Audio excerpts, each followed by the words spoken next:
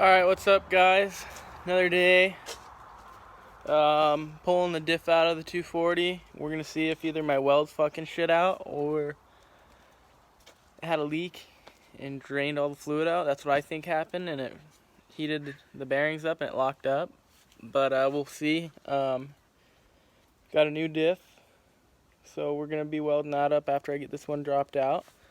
So let's get to it. Alright guys, Anthony just got done welding up the diff.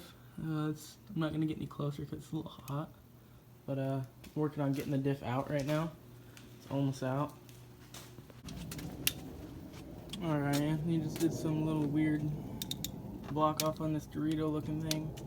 What'd you block off? I don't even know. Yes, something you don't need. Got the diff all cleaned out after the welds and filled it up. Threw some RTV on her. Filled it up with some oil. So let that seal for a couple minutes. It's supposed to wait a day, but it's all good. And then slap it in. Just left, but got the diff in, and got this one pulled out. As you can see right here, all that's all bearings. So the bearings did blow up and lock the diff up. My weld didn't break. So it drained all the fluid out. There's no fluid when I pulled it, but I'm gonna take this for a spin.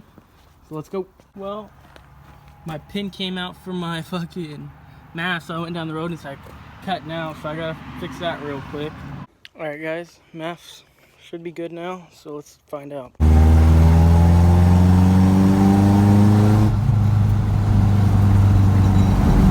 Fuck, bud!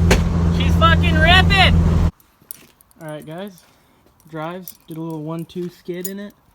Fucker pulls hard for a KA, fresh rebuild, so we'll do it for this one. I'm pumped.